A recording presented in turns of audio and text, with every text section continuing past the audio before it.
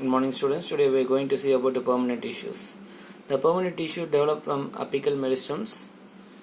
They lost the power of cell division either permanently or temporarily. So there are two types of permanent tissues, that is simple permanent tissues and complex permanent tissues. So simple permanent tissues is composed of only one type of cells. Okay. So எல்லாம் ஒரே மாதிரியான செல்களா இருக்குன்னு சொல்லிருக்காங்க. The cells are structurally and functionally similar. Okay.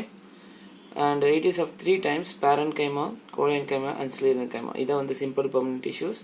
So in the class la number parenchyma and collenchyma adoda structure and functions வந்து பார்க்கலாம். So first on the parenchyma. The Greek word para means beside and enkyn means to pour. Okay. So in the parenchyma செல்கள் வந்து தாவரத்துல எங்கெல்லாம் இருக்குன்னு சொல்லும்போது பார்த்தீங்கன்னா it is present all organs of the plants. Okay. Stem, root, leaves எல்லாத்துலயும் வந்து பார்த்தீங்கன்னா இந்த parenchyma செல்கள் காணப்படும் சொல்லிருக்காங்க. So it forms the ground tissues in a plant. Okay, already உங்களுக்கு சொல்லிருக்கேன். Ground tissues சொல்லும்போது cortex and pith. Okay, cortex and pithல உங்களுக்கு என்ன வகையான செல்கள் இருக்குன்னு சொல்லும்போது பார்த்தீங்கன்னா parenchyma செல்கள் காணப்படும் சொல்லிருக்காங்க. So parenchyma it is a living tissues. Okay, and is made up of thin walled cells. Okay, உங்களுக்கு வந்து பார்த்தீங்கன்னா thin walled cells வந்து காணப்படும் சொல்றாங்க. இதோட செல் வால் உங்களுக்கு ஏற்கனவே தெரியும். Plant cell wall is made up of what means cellulose. The cell wall எதனால இருக்குன்னா செல்லுலோஸால இருக்குன்னு சொல்லியிருக்காங்க. The cells வந்து எப்படிலாம் இருக்குன்னு சொல்லும்போது பார்த்தீங்கன்னா உங்களுக்கு oval ஷேப்ல இருக்கும், polyhedral shape, cylindrical, irregular, elongated or round shape. Different types of shapes இருக்கும் according to the plant species. Okay. The tissue normally has a prominent intercellular spaces. So ஒவ்வொரு செல்கள் இடையில வந்து பார்த்தீங்கன்னா உங்களுக்கு ஸ்பேசஸ் இருக்கு, அதை intercellular spaces கொடுத்திருக்காங்க. And may store various types of materials like water, air and ergastic substances. Okay, ergastic substances சொல்லும்போது பார்த்தீங்கன்னா for example cellulose and starch இதெல்லாம் ஸ்டோர் ஆயிருக்குன்னு சொல்லியிருக்காங்க. ஸோ இந்த parenchyma cells வந்து எல்லா ஆர்கன்ஸ் ஆஃப் பிளான்ஸில் இருக்கும். இது எங்கே காணப்படும் சொல்லும்போது பார்த்தீங்கன்னா கிரவுண்ட் டிஷ்யூ, அதாவது கார்டெக்ஸ் அண்ட் பித். ஓகே, ரூட்டில் வந்து பார்த்தீங்கன்னா உங்களுக்கு கார்டெக்ஸ் அண்ட் பித் வந்து கிரவுண்ட் டிஷ்யூன்னு சொல்லுவாங்க. இதை தின் வால்டு செல்ஸ்ன்னு சொல்கிறாங்க. It is a living tissue and cell wall is made up of what? Cellulose. Okay. So occasionally parenchyma cells which stores resins. So உங்களுக்கு எது என்ன ஸ்டோர் பண்ணிருக்கணும்? resins சொல்லிருக்காங்க. So you know what is resins means? It is a polymer used for plastics. உங்களுக்கு வந்து பார்த்தீங்கன்னா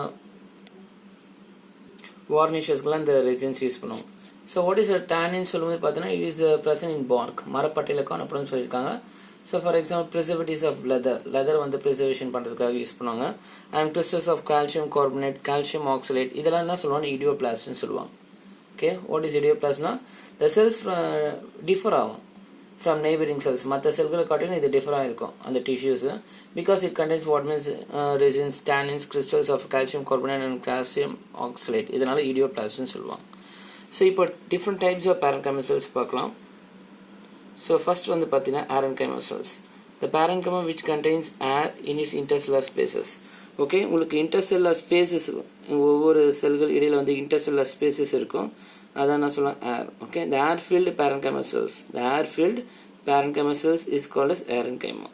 so இது எதில் காணப்படும் சொல்லும்போது பார்த்தீங்கன்னா நிம்ஃபியா அண்ட் ஐடிலா பிளான்ஸ். ஓகே, நிம்ஃபியா அண்ட் ஐடிலா பிளான்ஸில் உங்களுக்கு வந்து பார்த்தீங்கன்னா உங்களுக்கு parenchyma cells காணப்படும். அதனால தான் உங்களுக்கு பார்த்தீங்கன்னா லீவ்ஸ் வந்து பார்த்தீங்கன்னா வாட்டரில் வந்து ஃப்ளோட்டிங் ஆகிருக்கும். Okay, because of large intercellular spaces is present in your parenchyma cells.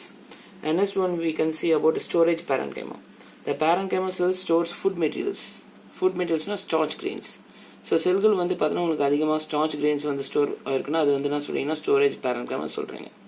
So for example root வேர்லையும் இல்லை வந்து ஸ்டெம் டியூபர் கிழங்கு வகையிலையும் வந்து பார்த்தீங்கன்னா உங்களுக்கு அதிக எண்ணிக்கையில் வந்து பார்த்தீங்கன்னா செல்கள் வந்து starch grains வந்து ஸ்டோர் ஆயிருக்கும், அதனால storage parenchyma. And what is about stellate parenchyma சொல்லும்போது பார்த்தீங்கன்னா that is a star-shaped parenchyma cells. It looks like a star-shaped parenchyma cells. So where it is present means it is petioles of banana and canna. So அதாவது பார்த்தீங்கன்னா petiolesனா உங்களுக்கு தெரியும் stalk of the leaf. அப்போ வாழை மரத்தில் உள்ள petioles இல்லை canna சொல்லும்போது கல்வாழைன்னு சொல்லுவாங்க. அதுலேயும் உங்களுக்கு வந்து பார்த்தீங்கன்னா உங்களுக்கு star-shaped parenchyma cells வந்து காணப்படும் சொல்லியிருக்காங்க. ஸோ அடுத்து ப்ரோஸ் அண்ட் கைமன் கொடுத்துருக்காங்க. parenchyma cells becomes elongated. Okay, the parenchyma cells is elongated and slightly thick walled ன்னு சொல்லியிருக்காங்க. Okay, it provides what means mechanical support.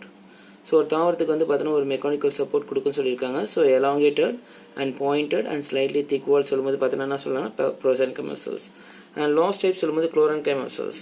The parenchyma cells with the chlorophylls. Okay, so உங்களுக்கு தெரியும் chlorophylls இருக்கும் லீவ்ஸ்லாம் பார்த்தீங்கன்னா உங்களுக்கு இந்த pigment, chlorophyll pigments இருக்கும். Okay, function வந்து பார்த்தீங்கன்னா photosynthesis. Because of chlorophyll, it is responsible for what? Photosynthesis.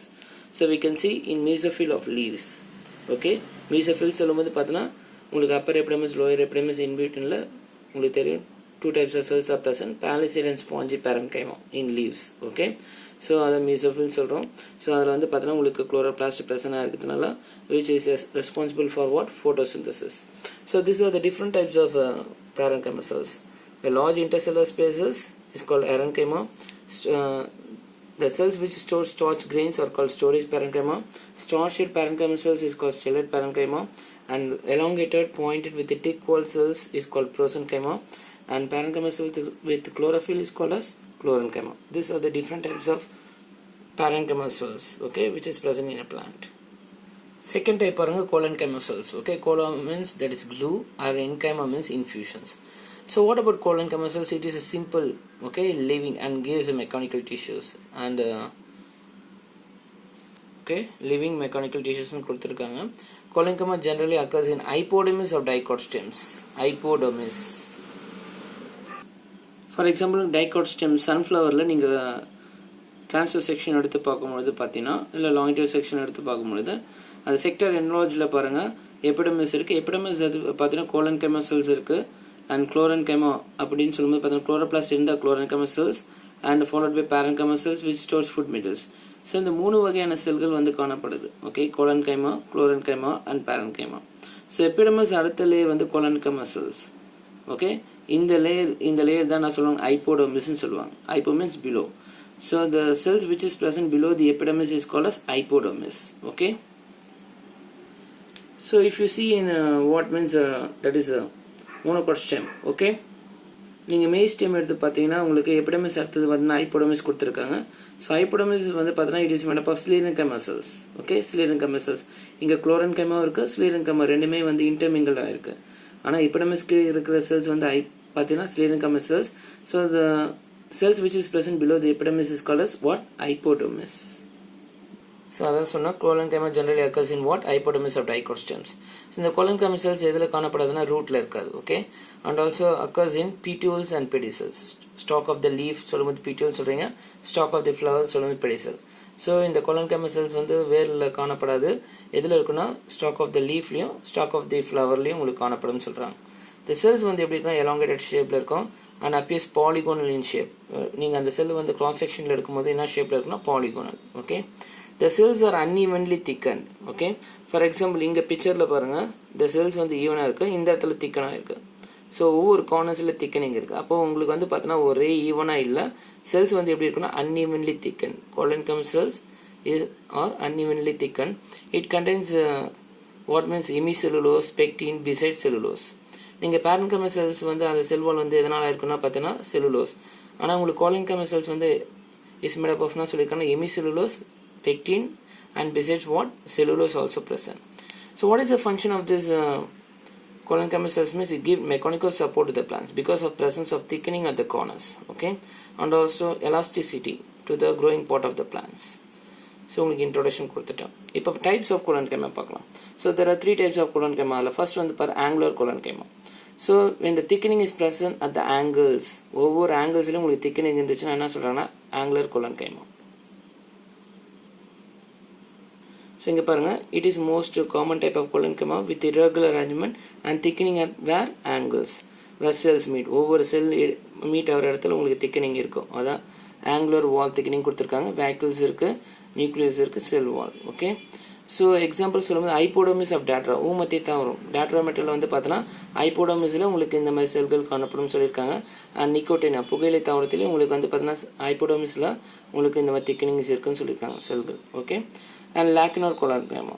இந்த collenchyma cells are irregularly arranged. irregular-ஆக இருக்கும். Cell wall is thickening on the that is walls. Cell wall are thickening on the walls that is bordering intercellular spaces. உங்களுக்கு பாருங்க ஒரு செல் பார்த்தீங்கன்னா இடையில நிறைய intercellular spaces இருக்கு. ஓகே, ஸோ லாக்னேட் சொல்லும்போது பார்த்தீங்கன்னா இன்டர்செல்லுலர் ஸ்பேஸ்ன்னு சொல்லலாம். ஒவ்வொரு செல்லுக்கு இடையில அதிகமாக இன்டர்செல்லுலர் ஸ்பேசஸ் இருந்துச்சுன்னா அங்கே லாக்வினார் இல்லை லாக்வினேட் சொல்லலாம். Example hypodermis of Ipomoea. Ipomoea சொல்கிற தாவரத்தில் ஹைப்போடர்மிஸில் உங்களுக்கு இந்த மாதிரி செல்கள் காணப்படும் சொல்லியிருக்காங்க.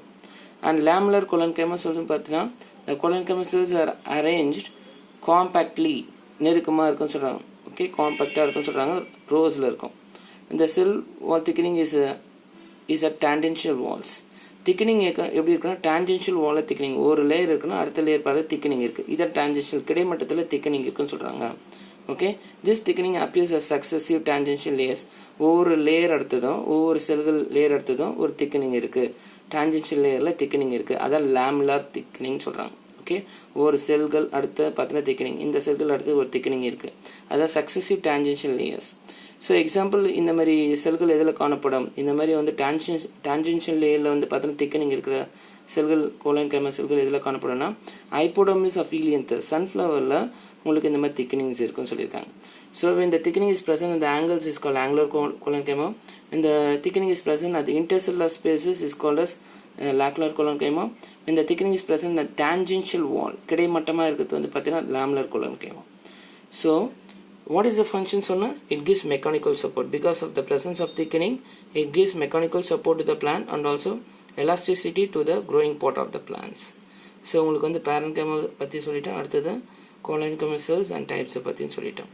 Thank you students.